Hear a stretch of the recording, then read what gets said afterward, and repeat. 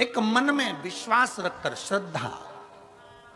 श्राद्ध का मतलब पितर आपका बुरा करेंगे, ये श्राद्ध का मतलब नहीं है। पितर आपका बुरा करेंगे, ये श्राद्ध का मतलब नहीं है। पितर आपको श्राप देंगे, ये श्राद्ध का मतलब नहीं है। ये पितृपक्ष का मतलब नहीं है। नया कपड़ा मत लो, ये मत करो, वो मत करो, मुहूर्त मत करो, नए मकान की बात मत करो, संबंध की बात मत करो, शादी की बात मत करो। पितृपक्ष चल रहा है, श्राद्ध चल रहा है। लोगों ने भय पैदा कर दिया पितृपक्ष का, श्राद्ध पक्ष का। पर यदि कूर्म पुराण को पढ़ा जाए, यदि देवी भागवत को पढ़ा जाए, यदि लिंग पुराण को पढ़ा जाए, यदि शिव महापुराण को पढ़ा जाए, तो हमारा शास्त्र कहता है कि पितृ पक्ष से सुंदर कोई पक्ष नहीं हो सकता, जिसमें पितरों का भी आशीर्वाद देवताओं के साथ मिलता है।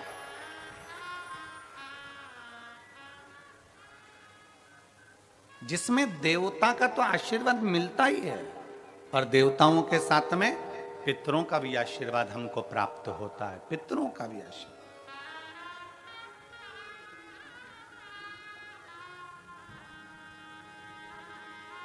पितरों का भी वर हमें प्राप्त होता है।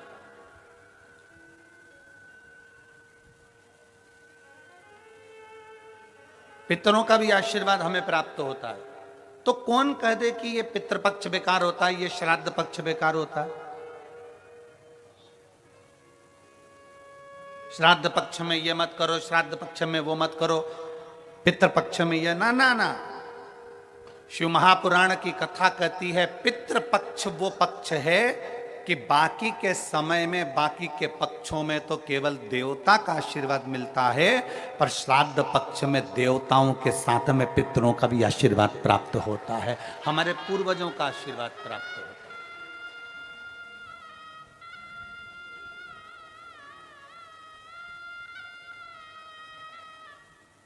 श्राद्ध का मतलब है श्रद्धा।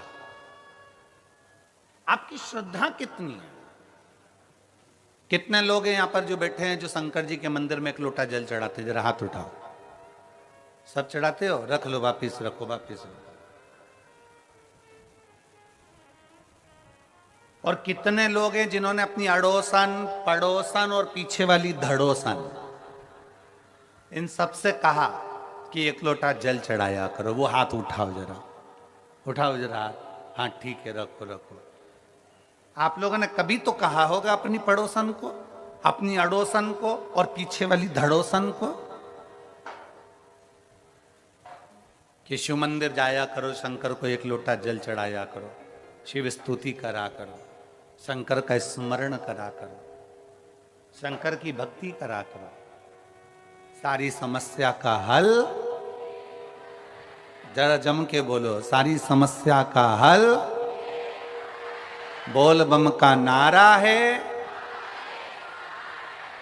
आपने अपनी पड़ोसन से कहा होगा मंदिर जाया करो, इससे कहा मंदिर जाया करो, पीछे वाली से कहा मंदिर जाया करो।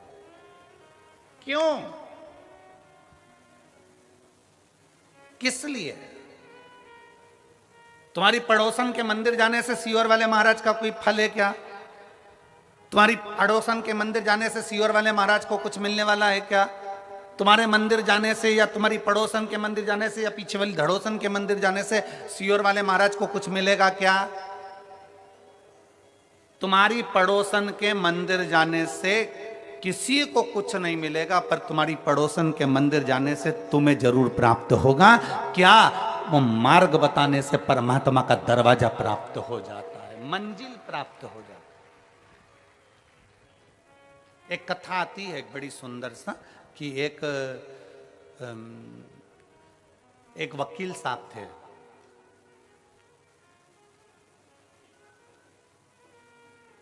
और वकील साहब,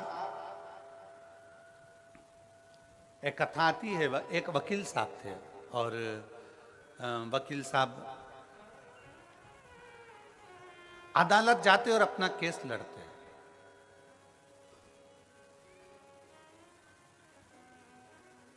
एक गांव का व्यक्ति शहर में आया, अपने लड़के का पता पूछ रहा, और गांव का व्यक्ति शहर में आया और अपने लड़के का पता पूछ रहा। लड़के का पता पूछा, वकील साहब को वो पहचानता नहीं है। बहुत गांव का व्यक्ति था, जैसे अभी हमने कहा कि कई लोग ऐसे हैं, वनवासी क्षेत्र के कई लोग ऐसे हैं जिन्होंने अभी तक ट्रेन में भी नहीं बैठे होंगे, डरते हैं ट्रेन में बैठने से। बुजुर्ग पुराने आज भी बड़े बड़े शहर में नहीं पहुंच पाते।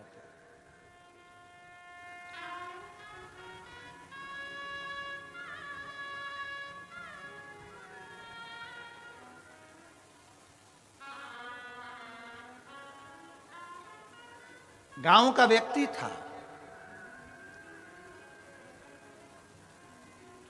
और गांव का व्यक्ति, बुजुर्ग व्यक्ति शहर में आया।